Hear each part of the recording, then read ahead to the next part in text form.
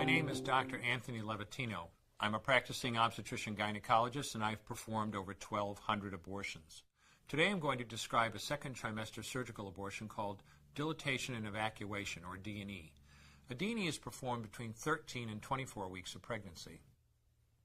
After administering anesthesia, the abortionist uses a weighted speculum, like this one, that opens the vagina widely. Because second trimester babies are so large, this greater access facilitates a late-term abortion. Late-term abortion requires that the cervix be prepared 24 to 48 hours in advance with laminaria.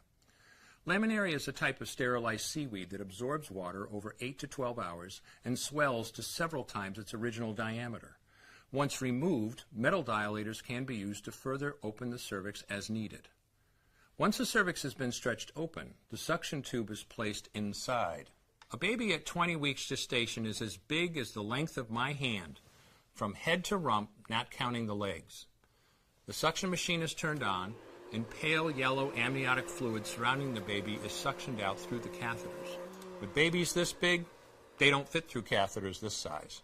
The baby's bones and skull are too strong to be torn apart by suction alone. This is a Sofer clamp. A Sofer clamp is made of stainless steel. It's about 13 inches long. The business end is about 2.5 inches long and 1/2 inch wide, and there are rows of sharp teeth. This is a grasping instrument. When it gets a hold of something, it does not let go. The abortionist uses this clamp to grasp an arm or leg.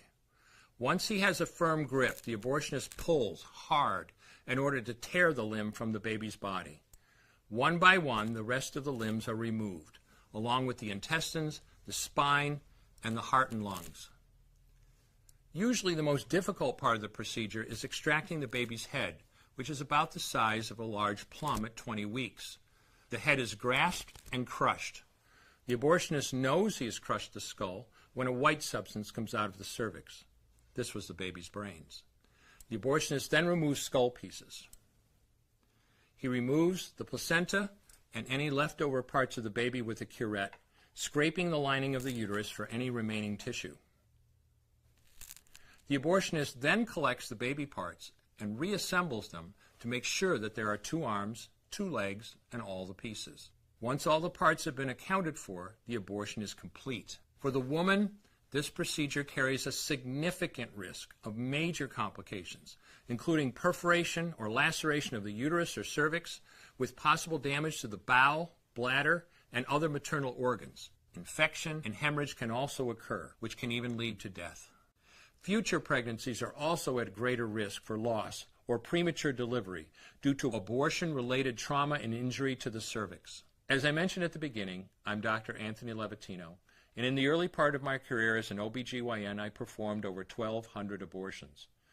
One day, after completing one of those abortions, I looked at the remains of a preborn child whose life I had ended, and all I could see was someone's son or daughter. I came to realize that killing a baby at any stage of pregnancy for any reason is wrong.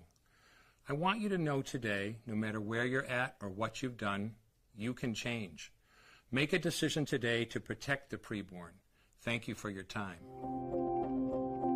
I will no longer do any more abortions. When you finally figure out that killing a baby that big for money is wrong, that it doesn't take you too long to figure out it doesn't matter if the baby is this big or this big or this big or maybe even this big, it's all the same. And I haven't done any since then, and I never will.